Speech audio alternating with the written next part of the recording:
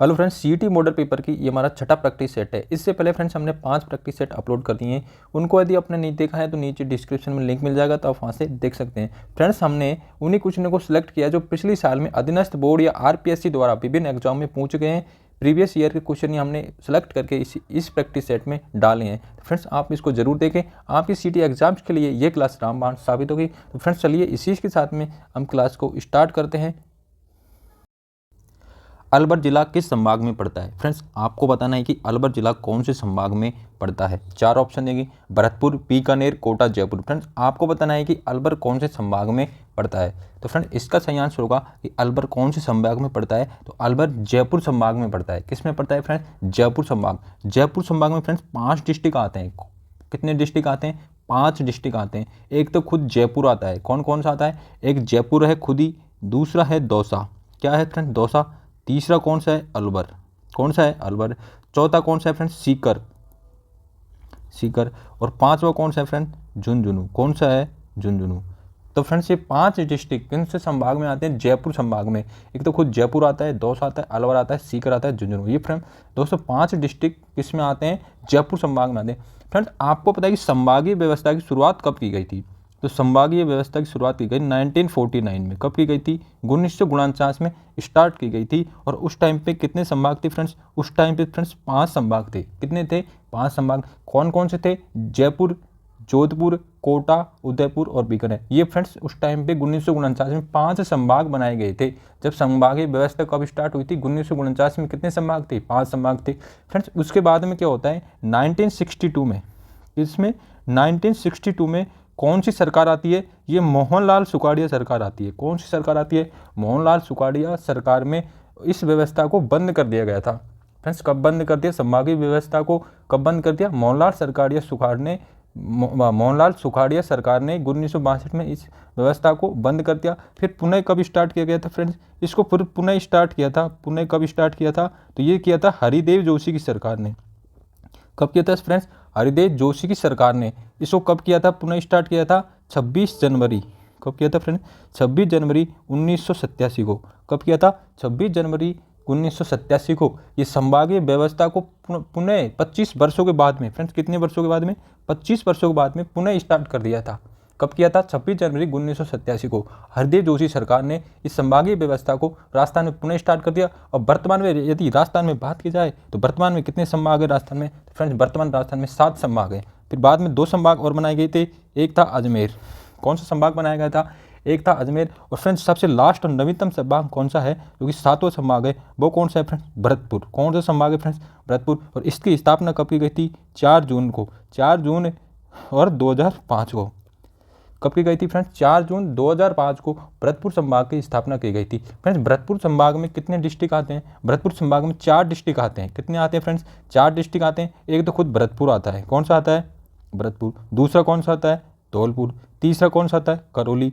चौथा कौन सा आता है? सवाई माधोपुर। तो ये फ्रेंड्स 4 डिस्ट्रिक्ट कौन से? एक तो कौन सा आता है? खुद भरतपुर है, दूसरा धौलपुर, तीसरा करौली, चौथा सवाई माधोपुर। तो ये 4 डिस्ट्रिक्ट आते हैं। कौन से संभाग में आते हैं? ये आते हैं भरतपुर संभाग में। तो फ्रेंड्स, संभागीय व्यवस्था इस प्रकार से 1949 में स्टार्ट हुई। 1962 में मोहनलाल सरकार ने इसको सुखा दिया, यानी कि बंद कर दिया। हरदेव जोशी सरकार ने पुनः इसे हरा कर दिया, यानी कि पुनः स्टार्ट कर दिया 26 जनवरी 1987 को। वर्तमान में आपसे पूछे यदि राजस्थान में कितने संभाग हैं? फ्रेंड्स, वर्तमान राजस्थान में 7 संभाग है। 5 तो स्टार्टिंग में बनाए थे 1949 में, छठा अजमेर था। और 7वां सबसे नवीनतम संभाग कौन सा है? तो सबसे नवीनतम संभाग है जो कि 2005 में किसको बनाया गया था? भरतपुर। और भरतपुर में 4 डिस्ट्रिक्ट आते हैं। यदि फ्रेंड्स आपको हमारे वीडियो की क्वालिटी और कंटेंट पसंद आता है तो हमारे चैनल को जल्दी से सब्सक्राइब कर लीजिए। और इसी प्रकार की वीडियो ऑल टॉपिक्स मतलब पूरे जितने भी टॉपिक हैं, चाहे हिस्ट्री, ज्योग्राफी, पॉलिटी, चाहे कुछ भी साइंस से रिलेटेड हो, जो भी टॉपिक मिलेगा आपको पूरा सेट पूरी विद कंटेंट पूरी डिटेल के साथ मिलेगा फ्रेंड्स। इस प्रकार आप तो फ्रेंड्स, मैं चाहता ना तो आपको सिर्फ ऑप्शन बोलता, इसका क्वेश्चन बोलता, ऑप्शन बोल के सीधा उत्तर बता के अगले क्वेश्चन पे निकल जाता। लेकिन फ्रेंड्स, मेरा मोटो ये नहीं है कि मेरे चैनल पे ज़्यादा सब्सक्राइबर बढ़े, मैं ज़्यादा से ज़्यादा वीडियो अपलोड करूँ। ऐसा मेरा कोई मोटो नहीं है। मेरा सिर्फ एक ही मोटो है कि मैं हो सके जितना मेरा एफर्ट है मैं पूरा आपके लिए लगाऊं। और हो सके जितने सारे स्टूडेंट हैं जो भी सीईटी एग्जाम दें उनका सबका सिलेक्शन हो जाए। मेरा यही मोटो है, मेरा यही मकसद है कि मैं शिक्षा के क्षेत्र में अपने निस्वार्थ भाव से सभी की सेवा करूं जो मेरे से बनती है फ्रेंड्स। तो इसी प्रकार आप हमारे साथ में जुड़ सकते हैं फ्रेंड्स। अगला प्रश्न है फ्रेंड्स फ्रेंड्स अभी क्या है कि जोर से बोलते हैं तो थोड़ी घबराहट सी होने लगती है। तो फ्रेंड्स ऐसी कोई बात नहीं है, धीरे धीरे सब कुछ ठीक हो जाए। फ्रेंड्स मेरे नहीं, सबके साथ में प्रॉब्लम होती है। स्टार्टिंग में जो पढ़ाना स्टार्ट करते हैं, कोई भी टीचर वो स्टेज पे आता है तो थोड़ी घबराहट होती है। इस वजह से मुझे भी थोड़ा ऐसे अनकंफर्टेबल फील हो रहा है, लेकिन मैं अपनी टाइम के अकॉर्डिंग सब ठीक हो जाएगा। फ्रेंड्स आपका साथ रहा, मेहनत करेंगे, हमारी मेहनत आपकी सफलता का प्रमाण रहेगी। फ्रेंड्स आप जम के मेहनत करिए, पढ़ाई करिए। चलो फ्रेंड्स इसी बात पे अगला प्रश्न है हमारा, बिजोलिया अभिलेख किस वंश के इतिहास की जानकारी देता है, इनकी महत्वपूर्ण जानकारी देता है। मतलब बिजोलिया शिलालेख का संबंध कौन से वंश से है। तो फ्रेंड्स ये आपको बताना है कि बिजोलिया शिलालेख का संबंध किस वंश से है, यानी कि बिजोलिया शिलालेख हमें किस वंश की जानकारी देता है, उसके पूर्वजों की जानकारी देता है, उन्होंने क्या किया था, उसके मतलब पूरी डिटेल, उनकी जन्म कुंडली निकाल के देता है।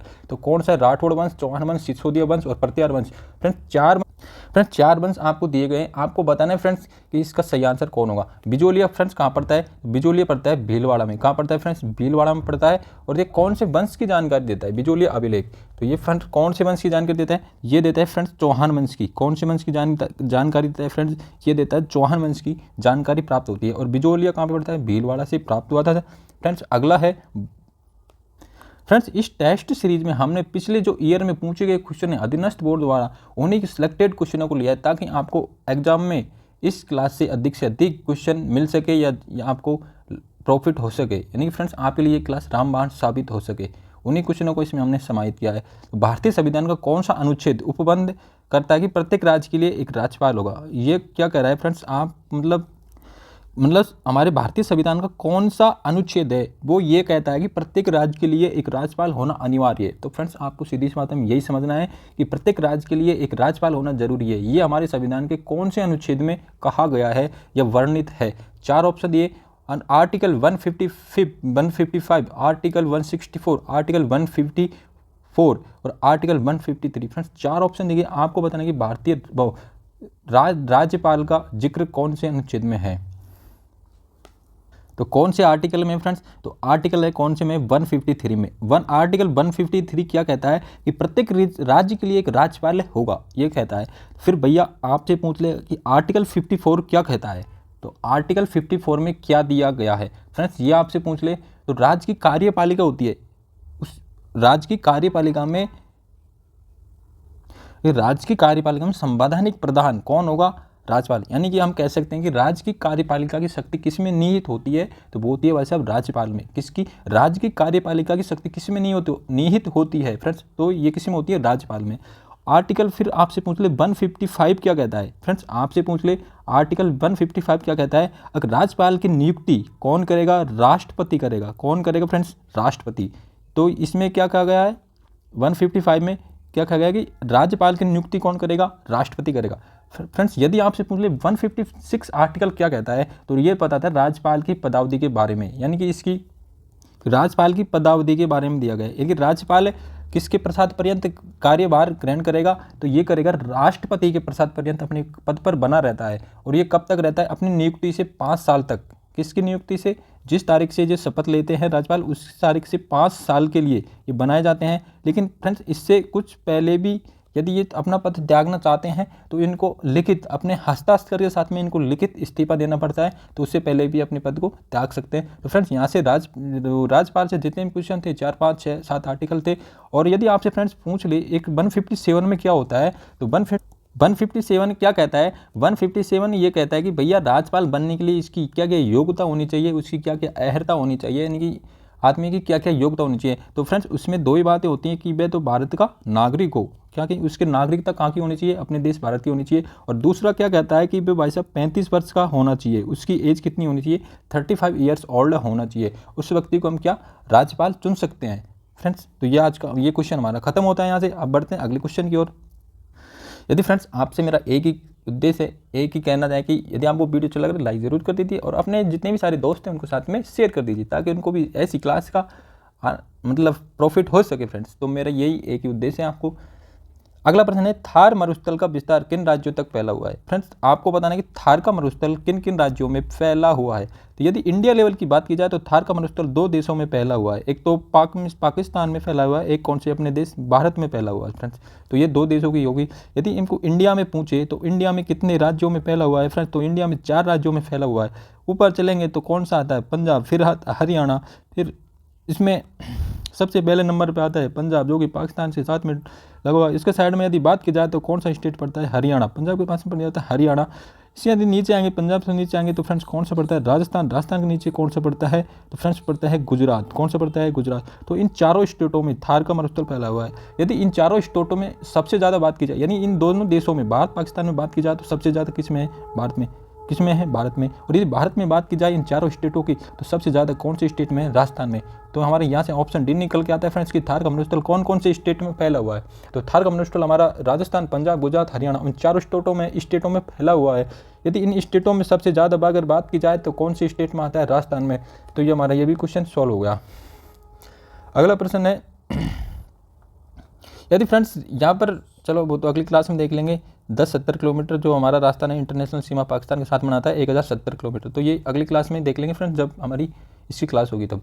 तो मुझे लगा कि पाकिस्तान है तो मैंने आपसे बता दिया कि 1070 किलोमीटर। फ्रेंड्स अगला प्रश्न है, तराइन का द्वितीय युद्ध कब लड़ा गया था? फ्रेंड्स आपको बताना कि तराइन का द्वितीय युद्ध किन किन के मध्य लड़ा गया था और कब लड़ा गया था? आपसे सन भी पूछ लेते हैं फ्रेंड्स। इससे यहाँ से हम फ्रेंड्स 4 सवाल करेंगे। यहाँ से कितने सवाल करेंगे? 3 या से 4 सवाल करेंगे, क्योंकि प्रत्येक अलग अलग टाइप से आपसे एग्जाम में पूछा जा चुका है फ्रेंड्स। इसमें कोई डाउट वाली बात नहीं है, वो पूछा जा चुका। तो इससे पहले हम सबसे पहले फ्रेंड्स आपको बताना कि तराइन का द्वितीय युद्ध, फ्रेंड्स आप सभी को पता है तराइन के 2 युद्ध लड़े गए थे। एक तो लड़ा गया था 1991 में, वो नहीं फ्रेंड्स मिस्टेक हो गई, तो 1191 में। कब लड़ा गया था? ये था फर्स्ट युद्ध। कब लगा था? 1191 में। दूसरा लड़ा था 1192 ईस्वी में, यानी 1 साल बाद में। तो ये दोनों युद्ध कब लड़े गए थे? एक तो था 1191 में तराइन का प्रथम युद्ध, और सेकंड युद्ध लड़ा था 1192 में। दोनों ही सेम शासक थे बिल्कुल फ्रेंड्स, लेकिन दोनों में डिफरेंट है। ये फर्स्ट वाले में तो एक की जीत हुई थी, दूसरे में दूसरे वाले की जीत हुई थी फ्रेंड्स। हमें यह देखना है 1911 में अब शासक दोनों के मध्य तो कौन था फ्रेंड्स? तराइन की प्रथम लड़ाई किसके मध्य हुई थी? ये तो था पृथ्वीराज, जो कि हमारा अजमेर का चौहान वंश का शासक था, पृथ्वीराज थर्ड। क्या था? पृथ्वीराज थर्ड, जिसका नाम, इसकी उपाधि है राय पिथौरा। क्या कहा जाता है इनको? राय पिथौरा। तो तराइन के प्रथम युद्ध में किसके मध्य हुआ था? पृथ्वीराज चौहान और मोहम्मद गोरी के मध्य हुआ था। तो तराइन के प्रथम युद्ध में किसकी विजय हुई थी? तो तराइन के प्रथम युद्ध में किसकी हुई? पृथ्वीराज चौहान की विजय हुई थी। प्रथम युद्ध में किसकी हुई थी? पृथ्वीराज चौहान की विजय हुई थी। लेकिन फ्रेंड्स 1192 में फ्रेंड्स, क्या 1192 में फ्रेंड्स क्या होता है कि यहाँ पर मोहम्मद गोरी और पृथ्वीराज के मध्य युद्ध होता है। इसमें क्या होता है कि इसमें मोहम्मद गोरी विजय हो जाता है। फिर दूसरे युद्ध में कौन होता है? मोहम्मद गोरी। प्रथम में कौन होता है? पृथ्वीराज चौहान। मध्य दोनों के मध्य युद्ध, दोनों के मध्य होंगे। इसमें प्रथम वाले में तो पृथ्वीराज चौहान जीतता है, दूसरे में जीतता है कौन? मोहम्मद गोरी। लेकिन फ्रेंड्स इसमें सेकंड वाले में क्या होता है कि इसकी पृथ्वीराज चौहान की हार का कारण किसको बताया गया है? ये कन्नौज का शासक था। कौन का? कन्नौज का एक शासक था। कौन था? जयचंद गढ़वाल। कौन था? जयचंद गढ़वाल था। उसकी पुत्री किसको माना है? संयोगिता को। हार के कारण किसको माना है? जयचंद गढ़वाल की पुत्री संयोगिता के प्रेम संबंधों को पृथ्वीराज चौहान की हार का कारण माना है। फ्रेंड्स इस प्रकार से दोनों युद्ध हो गए हमारे। तराइन का प्रथम युद्ध कब लड़ा था? 1191 ईस्वी में। दूसरा कब लड़ा था? 1192 में। दोनों ही पृथ्वीराज और इसके गोरी के मध्य हुए थे। फर्स्ट वाले में तो पृथ्वीराज जीता था, दूसरे में गोरी जीता था। तो फ्रेंड्स इस प्रकार हमारे इसमें 2-3 क्वेश्चन निकल के आते हैं। आपसे फर्स्ट वाला भी पूछा जा सकता है, सेकंड वाला भी पूछा जा सकता है एग्जाम में। किन किन के मध्य हुआ था आपको क्वेश्चन भी बता दिए। तो फ्रेंड्स अब बढ़ते हैं अगले क्वेश्चन की ओर। अगला प्रश्न हमारा प्रश्न है, मुख्यमंत्री की नियुक्ति भारत के संविधान के किस अनुच्छेद के अंतर्गत होती है? आपको बताना है कि फ्रेंड्स हमारे जो राज्य का मुख्यमंत्री होता है, स्टेट लेवल पे मुख्यमंत्री बैठते हैं, उनकी नियुक्ति हमारे संविधान के कौन से आर्टिकल के अंतर्गत आती है? फ्रेंड्स ये आपको बताना है कि मुख्यमंत्री की नियुक्ति कौन सा आर्टिकल के अंतर्गत आती है। तो कौन से आर्टिकल के अंतर्गत आती है फ्रेंड्स? 164 के। 164 क्या कहता है कि मुख्यमंत्री होना चाहिए प्रत्येक स्टेट में। आर्टिकल 164 किसके लिए है? मुख्यमंत्री के लिए। यदि यहाँ पर फ्रेंड्स 163 की बात की जाए तो 163 आर्टिकल 163 क्या कहता है? आर्टिकल 163 क्या कहता है कि प्रत्येक राज्य में, यानी कि राज्यपाल को सलाह देने के लिए, सलाह या परामर्श के लिए, राज्यपाल को सलाह देने के लिए क्या होगा? एक मंत्री परिषद होगा। क्या होगा फ्रेंड्स? मंत्री परिषद। क्या होगा? मंत्री परिषद होगा। आर्टिकल 163 तो क्या कहता है कि राज्यपाल को सहायता करने के लिए, यदि सलाह परामर्श देने के लिए एक मंत्री परिषद होना जरूरी है। आर्टिकल 164 क्या कहता है फ्रेंड्स? 164 कहता है कि राज्य के लिए एक राज्यपाल, एक राज्य के लिए मुख्यमंत्री। और 165 क्या कहता है फ्रेंड्स? 165 कहता है कि प्रत्येक राज्य के लिए एक राज्य का महाधिवक्ता होना चाहिए। इनकी एडवोकेट जनरल होना चाहिए, इनकी एजी होना चाहिए, एडवोकेट जनरल होना चाहिए। आर्टिकल 165 ये कहता है। फ्रेंड्स यहाँ पर आपको तीनों आर्टिकल क्लियर हो गए। 163 तो ये कहता है कि एक मंत्री परिषद होना जरूरी है। किसके लिए होना जरूरी है? राज्यपाल की सलाह और परामर्श देने के लिए। 164 क्या कहता है? 164 क्या कहता है? राज्य के लिए मुख्यमंत्री होना जरूरी है। आर्टिकल 165 क्या कहता है? एडवोकेट जनरल होना चाहिए, एक राज्य के लिए एक राज्य महाधिवक्ता होना चाहिए। तो ये आर्टिकल 165 कहता है। फ्रेंड्स आपको हमारी क्लास में थोड़ा टाइम लग सकता है, देरी लग सकती है, लेकिन फ्रेंड्स हमारा आपको टाइम इसलिए लग रहा है कि फ्रेंड्स आपको एक साथ में बहुत सारा कंटेंट प्रोवाइड कराया जा रहा है, ताकि आपको कोई क्वेश्चन गलत ना हो एग्जाम में आता हुआ क्वेश्चन, इनसे रिलेटेड कभी भी कोई क्वेश्चन आए तो आपका गलत नहीं होगा फ्रेंड्स, ये हमारा आपसे वादा है।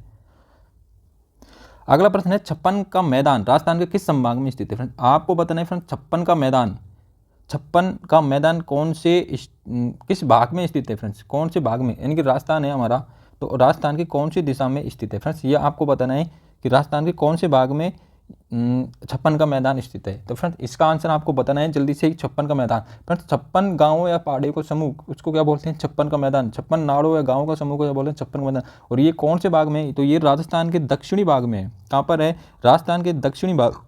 फ्रेंड्स ये राजस्थान के दक्षिणी भाग में, यानी कि दक्षिणी राजस्थान में ये हमारा बांसवाड़ा, ये डूंगरपुर, ये इधर प्रतापगढ़, तो यहाँ पर ये पड़ता है 56 नदी नालों गाँवों का समूह, इसको बोलते हैं 56 का मैदान। यहाँ से हमारी कौन सी नदी गुजरती है फ्रेंड्स? माही नदी। कौन सी नदी गुजरती है? माही। उसके माही नदी का किनारा प्रतापगढ़ के जो पास का क्षेत्र होता है उसको क्या बोलते हैं? कांठल। क्या बोलते हैं? कांठल। तो फ्रेंड्स आपको ये भी पूछा जा सकता है। और इधर क्या बोलते हैं? बागड़। तो फ्रेंड्स ये हमारा यहाँ से क्वेश्चन निकल कर है 56 का मैदान राजस्थान के किस भाग में स्थित है? राजस्थान के दक्षिणी भाग में स्थित है। फ्रेंड्स आपको बताना है जयपुर का निर्माण किसके द्वारा करवाया गया था? फ्रेंड्स अगला प्रश्न हमारा जयपुर का निर्माण किसके द्वारा करवाया गया था? फ्रेंड्स जयपुर का निर्माण करवाया गया था जय सिंह सेकंड के द्वारा। किसके द्वारा करवाया गया था? जय सिंह सेकंड के द्वारा। अगला प्रश्न है फ्रेंड्स राजस्थान उच्च न्यायालय की खंडपीठ कहाँ पर स्थित है और कब की गई थी? आपको ये बताना है फ्रेंड्स, आपको सन भी बतानी है, डेट भी बतानी है, और कौन सी जगह पर है राजस्थान की उप खंडपीठ, मतलब खंडपीठ कहाँ पर है। एक तो मेन ब्रांच है, और एक उसकी खंडपीठ है। तो मेन ब्रांच तो आप सबको पता है फ्रेंड्स कहाँ पर है? जोधपुर में। कहाँ पर है? जोधपुर। कहाँ पर है फ्रेंड्स? जोधपुर। और दूसरी खंडपीठ कहाँ पर है फ्रेंड्स? ये है जयपुर में। कहाँ पर है फ्रेंड्स? जयपुर में। और तो आपको बताना है कि इसकी खंडपीठ की स्थापना कब की गई थी। जो जयपुर में हमारी हाई कोर्ट है उसकी खंडपीठ है राजस्थान हाई कोर्ट की खंडपीठ। मेन हाई कोर्ट तो कहाँ है? जोधपुर। दूसरी खंडपीठ है जयपुर में, उसकी स्थापना कब की गई थी फ्रेंड्स? ये आपको बताना है। तो इसकी कब की गई थी फ्रेंड्स? तो ये की गई थी 31 जनवरी 1977 को। कब की गई थी इसकी स्थापना? 31 जनवरी 1977 को खंडपीठ की स्थापना कहाँ पर की गई थी? जयपुर में। राजस्थान के अगला प्रश्न, राजस्थान के किस जिले में जरगा पर्वत स्थित है? फ्रेंड्स आपको बताना है कि राजस्थान के कौन से जिले में जरगा पर्वत स्थित है। सिरोही, उदयपुर, अलवर और जयपुर। फ्रेंड्स 4 ऑप्शन दिए गए, आपको जरगा पर्वत बताना है कि कौन से जिले में स्थित है। तो ये कौन से जिले में स्थित है? उदयपुर में। कौन से में फ्रेंड्स? उदयपुर में। अगला प्रश्न है 1857 की क्रांति के समय कोटा का शासक कौन था? 1857 की क्रांति के समय कोटा का शासक कौन था फ्रेंड्स? ये आपको बताना है। हमारा राम सिंह प्रथम, राम सिंह सेकंड, माधव सिंह प्रथम और उम्मेद सिंह प्रथम। फ्रेंड्स 4 ऑप्शन दिए गए, आपको बताना है। तो क्रांति के समय कौन थे? राम सिंह सेकंड। कोटा में जो क्रांति हो रही है 1857 क्रांति के समय कौन थे? एकमात्र कोटा ऐसी जगह थी जहाँ पर छावनी न होते हुए भी वहाँ की जनता ने विद्रोह किया था। यहाँ के कौन क्रांतिकारी कौन थे? जयदाल और मेहराब खां यहाँ के क्रांतिकारी थे। ये क्वेश्चन भी फ्रेंड्स बहुत बार एग्जाम में पहुंच चुका है। जयदाल, ये मेहराब खां और जयदयाल, ये दोनों क्वेश्चन पूछे जाते हैं कि कौन क्रांतिकारी थे कोटा में। तो ये इनका नाम आपको याद रखना है। तो यहाँ पर कोटा में कौन थे? राम सिंह सेकंड के समय 1857 क्रांति हुई थी। राजस्थान में जिला ग्रामीण विकास अभिकरणों का विलय क्या है फ्रेंड्स? राजस्थान में क्या है? जिला विकास अभिकरणों का विलय जिला परिषद में कब किया गया था? ऑप्शन है 2003, 2007, 2002, 2005। तो ये कब किया था फ्रेंड्स? 2003 में।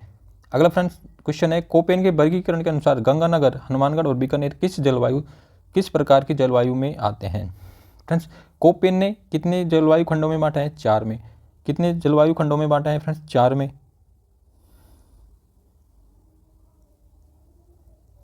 कितने जलवायु खंडों में बांटा है? 4 में। तो ये फ्रेंड्स लास्ट वाला कौन सा है? BWHW। कौन सा है फ्रेंड्स? BWHW। ये दूसरा वाला है BWSHW। क्या मिस्टेक हो रही है फ्रेंड्स? लास्ट में है जो गंगानगर, ये हनुमानगढ़, ये कौन से क्षेत्र में आते हैं फ्रेंड्स? ये आते हैं, ये लास्ट वाला इन्होंने 1, 2, 3 और 4 में बांटा है। तो इसको क्या बोलते हैं फ्रेंड्स? AW। इसको बोलते हैं CWG। इसको बोलते हैं BSHW, क्या बोलते हैं BSHW, और लास्ट वाले को क्या बोलते हैं BWHW। तो फ्रेंड्स आपको बताना है कि ये गंगापुर डिस्ट्रिक्ट ये हमारे यहाँ पर पड़ते हैं, लास्ट में पड़ते हैं राजस्थान के कौन से नॉर्थ साइड में और इधर पश्चिमी साइड में, है ना फ्रेंड्स। तो आपको बताना है कि कौन सा आएगा, तो यहाँ पर कौन सा आता है BWHW, तो ये कौन सा आएगा, ये चौथा आएगा हमारा, इसका आंसर ये सही हो जाएगा BWHW। कोपेन ने 4 भागों में वर्गीकरण किया है राजस्थान की जलवायु को। तो फ्रेंड्स अगला क्वेश्चन है राजस्थान निर्माण की प्रक्रिया कब पूर्ण हुई। फ्रेंड्स आपको बताना है, फ्रेंड्स आप सभी को पता है राजस्थान का एकीकरण कितने चरणों में होता है। फ्रेंड्स 7 चरणों में कंप्लीट हुआ था, मतलब ये चला था 1948 से लेके 1948 से लेके ये चला था 1956 तक। कब तक चला था फ्रेंड, 1956 तक चला था। यानी कि पूरे 7 चरण होते, 48 में 3 चरण, 49 में 2 चरण, 50 में 1 चरण, 56 में 1 चरण, यानी कि टोटल 7 चरणों में कंप्लीट हुआ था राजस्थान का एकीकरण। तो ये पूर्ण कब हुआ था, तो ये कब हुआ था फ्रेंड्स 1956 में। कब हुआ था 1956 में, और कब हुआ था 1 नवंबर, कब हुआ था फ्रेंड्स 1 नवंबर 1956 को राजस्थान वर्तमान स्वरूप में पूर्ण तरीके से बन करके तैयार हो गया था।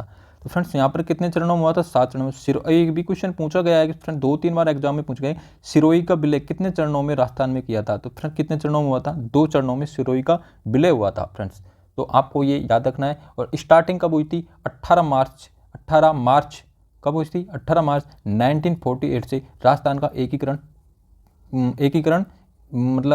स्टार्ट हुआ था, राजस्थान में एकीकरण होना स्टार्ट हुआ था। और फ्रेंड्स 30 मार्च को, ये क्वेश्चन भी पूछा जा चुका है काफ़ी बार, 30 मार्च 1949 को, कौन सा फ्रेंड्स 30 मार्च 1949 को क्या मनाया जाता है, राजस्थान स्थापना दिवस मनाया जाता है। क्या मनाया जाता है फ्रेंड्स, राजस्थान स्थापना दिवस मनाया जाता है। क्योंकि फ्रेंड्स ये हमारे राजस्थान एकीकरण का कौन सा चरण था, ये चौथा चरण था। कौन सा चरण था फ्रेंड, चौथा चरण था। इसका नाम क्या था, बृहत राजस्थान संघ। क्या नाम था फ्रेंड, बृहत राजस्थान इसका था फ्रेंड्स। इसमें क्या है कि 80% राजस्थान बन के कंप्लीट हो चुका था। इसमें क्या है कि फ्रेंड्स 80% राजस्थान, मतलब जो वर्तमान स्वरूप है उसका 80% राजस्थान बन के तैयार हो गया था। इसमें फ्रेंड्स 3 ट्रिपल JB, ये 4 बड़ी बड़ी रियासतें आके जुड़ी थी। ट्रिपल JB का मतलब होता है फ्रेंड्स कौन सा होता है, जयपुर।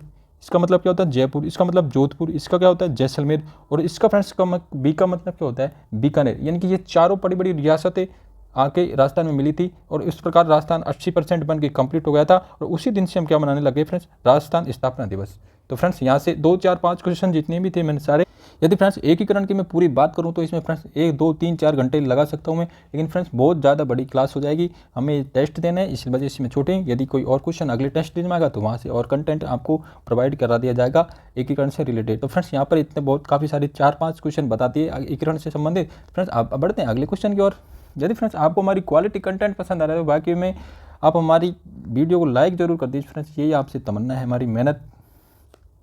फ्रेंड्स अगला सवाल है, राजस्थान लोक सेवा आयोग का गठन कब किया था। फ्रेंड्स कब किया था, राजस्थान लोक सेवा आयोग का गठन कब किया था, तो ये किया था फ्रेंड्स 20 अगस्त। कब किया था फ्रेंड्स, 20 अगस्त 1949 को। कब किया था फ्रेंड्स, 20 अगस्त 1949।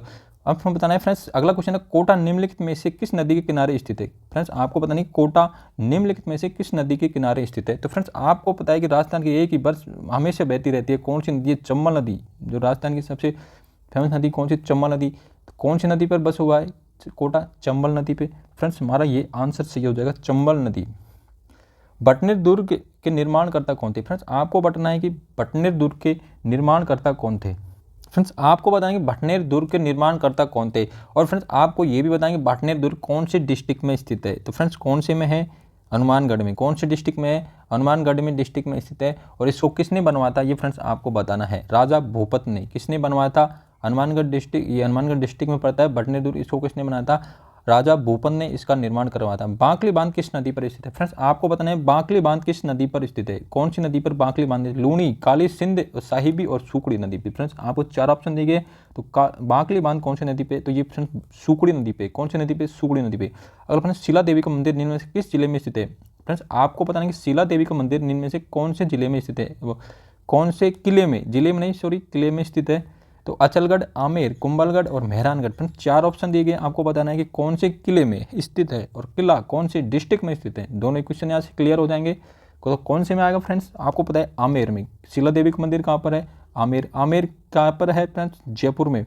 आमेर पर किसका अधिकार था, कछवाओं का, कछुआ वंश का अधिकार था यहाँ पर। तो फ्रेंड्स आमेर पर पहले मीणाओं का अधिकार था, लेकिन उसको बाद में जाके किसका, कछुआओं का अधिकार हो गया था। फ्रेंड्स अगला प्रश्न है, पांचवा बांध कहाँ स्थित है? पांचना बांध कहाँ पर स्थित है? फ्रेंड्स आपको पता है राजस्थान का एकमात्र मिट्टी से निर्मित बांध क्या है? फ्रेंड्स राजस्थान का एकमात्र मिट्टी से निर्मित डैम, DAM डैम। तो फ्रेंड्स आपको बताना है कि पांचना बांध राजस्थान के कहाँ पर स्थित? दौसा, सवाई माधोपुर, करौली और अलवर। ये भी बहुत बार एग्जाम में पूछा हुआ इंपॉर्टेंट क्वेश्चन है, इंपॉर्टेंट लगा लीजिए फ्रेंड्स, आप इस क्वेश्चन के ऊपर स्टार मार लीजिए। पांचना बांध राजस्थान के कौन से जिले में स्थित है? तो फ्रेंड्स आप सभी को पता है कि कहाँ पर है, करौली में। अगला प्रश्न ये बहुत बार पूछा जा चुका और सभी को पता होगा, बनी ठनी का संबंध किससे लेते हैं? तो किशनगढ़ अजमेर से फ्रेंड्स। और अजमेर नशीराबाद से राजस्थान की 1857 क्रांति स्टार्ट हुई थी। कब से हुई थी? 28 मई से फ्रेंड्स, 28 मई 1857 से राजस्थान क्रांति कहाँ से हुई थी? अजमेर नशीराबाद छावनी से। 15वीं बटालियन के सिपाहियों ने आगे उसके बाद वो क्या बोलते हैं उस क्रांति का बिगुल बजाया था, यहाँ से क्रांति स्टार्ट की थी। अगला प्रश्न है, राजस्थान में इंदिरा गांधी नहर का प्रवेश द्वार कहाँ पड़ता है? फ्रेंड्स कौन से डिस्ट्रिक्ट में प्रवेश करती है? तो टिब्बी हनुमानगढ़ से प्रवेश करती है। फ्रेंड्स आप सभी को पता है टिब्बी हनुमानगढ़ से ही प्रवेश करती है, हनुमानगढ़ जिले में प्रवेश करती है। इंदिरा गांधी नहर का प्रवेश बिंदु क्या है? फ्रेंड्स हनुमानगढ़ डिस्ट्रिक्ट में, इधर हनुमानगढ़ इधर गंगानगर, तो इधर प्रवेश करके इधर कहाँ तक जाती है? जैसलमेर बाढ़ में, इधर से होकर यहाँ पर जाती है। तो फ्रेंड्स अगला प्रश्न है, नाथद्वारा शैली की पेंटिंग सामान्यतः कहाँ पाई जाती है? नाथद्वारा शैली की पेंटिंग को सामान्यतः क्या कहा जाता है? नाथद्वारा कहाँ पड़ता है फ्रेंड्स? राजसमंद में। क्या कहाँ पर पड़ता है फ्रेंड्स? नाथद्वारा कहाँ पर पड़ता है फ्रेंड्स? राजसमंद में। तो नाथद्वारा शैली की पेंटिंग को सामान्यतः क्या कहा जाता है? तो उनको क्या कहा जाता है फ्रेंड्स? पिछवाई। तो ये भी क्वेश्चन पूछा गया है कि पिछवाई खाकी फेमस है, तो ये खाकी है नाथद्वारा राजसमंद की फेमस है पिछवाई। तो फ्रेंड्स यहाँ से दो क्वेश्चन क्लियर होते हैं। एक, नाथद्वारा की पेंटिंग में किसका प्रयोग किया? पिछवाई। पिछवाई क्या होता है फ्रेंड्स? कपड़े पर चित्रांकन करना। पिछवाई क्या होता है? कपड़े पर चित्रांकन करना। अगला प्रश्न है फ्रेंड्स, सेवण क्या है? सेवण क्या है? झालावाड़ में मीठे पानी की झील, कम वर्षा में उगने वाली घास, एक दुर्लभ वन्य जीव, स्थलीय मिट्टी का प्रसार, मरुस्थलीय मिट्टी का प्रसार। फ्रेंड्स आपको बताना है सेवण क्या है। तो फ्रेंड्स आप सब जानते हैं कि सेवण क्या है? घास है, जो कि राजस्थान में कम वर्षा वाले क्षेत्रों में उगाई जाती है। तो फ्रेंड्स क्या है? ये घास है। और ये कौन से डिस्ट्रिक्ट में, आप सभी को पता है सबसे कम वर्षा कहाँ पर होती है? ये होती है जैसलमेर में। कहाँ पर होती है? जैसलमेर में। तो ये फ्रेंड्स सेवण घास का संबंध किससे है? जैसलमेर जिले से, यानी कम वर्षा में उगने वाली घास को क्या है? सेवण घास। सुबटिया लोकगीत का संबंध किससे है? फ्रेंड्स आपको बताना है कि सुबटिया लोकगीत का संबंध किससे है। 25 क्वेश्चन है, आपको बताना है फ्रेंड। स्त्री, वो सती स्त्री से, बेल स्त्री से, ग्रासिया स्त्री से और वीरांगना स्त्री से। फ्रेंड इसका कौन सी स्त्री से संबंध है? सुबटिया गीत का आपको बताना है फ्रेंड्स। 25 में आंसर बताना है। सुबटिया गीत किसके से संबंध है? इससे संबंध रखता है बेल स्त्री से। तो सुबटिया गीत को कौन गाती है? बेल स्त्री गाती है। फ्रेंड्स आपको बताना है, घना पक्षी बिहार पक्षियों का स्वर्ग कहा जाता है। क्या फ्रेंड्स? घना पक्षी बिहार है जिसे पक्षियों का स्वर्ग कहा जाता है। ये मुख्य रूप से किस पक्षी का आकर्षण केंद्र है? मतलब किस पक्षियों के लिए जाना जाता है? कौन से पक्षी उसके लिए जाना जाता है? कुरजा के लिए, गोडावान के लिए, साइबेरियन क्रेन के लिए या कोयल के लिए? तो फ्रेंड्स आपको इसका आंसर बताना है कि घना पक्षी बिहार कहाँ पर स्थित है। तो ये कौन से डिस्ट्रिक्ट में और पड़ता है फ्रेंड्स? ये भी एग्जाम में पूछा जाता है। तो ये की पड़ता है हमारे कौन से डिस्ट्रिक्ट में? भरतपुर डिस्ट्रिक्ट में। किस में पड़ता है? और ये फ्रेंड्स राजस्थान का सबसे छोटा नेशनल पार्क है। क्या है फ्रेंड्स? राष्ट्रीय उद्यान है। क्या है फ्रेंड्स? राष्ट्रीय उद्यान भी है। तो ये कौन किसके लिए जाना जाता है? साइबेरियाई क्रेन के लिए जाना जाता है। किसके लिए जाना जाता है फ्रेंड्स? साइबेरियाई क्रेन के लिए जाना जाता है। कौन से डिस्ट्रिक्ट में? भरतपुर में। और ये राजस्थान का सबसे छोटा राष्ट्रीय उद्यान भी है। तो फ्रेंड्स यहाँ से 2-3 क्वेश्चन हमने क्लियर कर लिए। अगला है, संत मावजी का जन्म स्थल कौन सा है? फ्रेंड्स आपको पता है संत मावजी का जन्म स्थल कौन सा है या कहाँ पर है? चित्तौड़गढ़, डूंगरपुर, कोटा, उदयपुर। 27 नंबर में आपको पता है संत मावजी का जन्म स्थल कौन से डिस्ट्रिक्ट में जन्म हुआ था? तो संत मावजी का जन्म कहाँ पर हुआ था फ्रेंड्स? डूंगरपुर में। कहाँ पर हुआ था फ्रेंड्स? डूंगरपुर में। तो संत मावजी का जन्म हुआ था फ्रेंड्स। तो हमारा यहाँ से बी आंसर निकल के आता है। यहाँ से संत मावजी का जन्म डूंगरपुर जिले में था। राजस्थान का वह जिला जो ईसबगोल, जीरा और टमाटर की उपज के लिए प्रसिद्ध है। फ्रेंड्स आपको बताना कि ईसबगोल, जीरा और टमाटर की खेती के लिए राजस्थान का कौन सा जिला प्रसिद्ध है? आपको बताना है गंगानगर, बूंदी, जालोर और कोटा। 4 ऑप्शन आपको दिए गए। तो ईसबगोल फ्रेंड्स कहाँ पर होता है? जालोर में होता है। कालीबंगा का शाब्दिक अर्थ क्या होता है फ्रेंड्स? आप सभी को पता है कालीबंगा कहाँ पर है फ्रेंड्स? राजस्थान के हनुमानगढ़ जिले में स्थित है। कालीबंगा यानी काला पत्थर, जुता हुआ खेत, काली चूड़ियाँ और कोनी।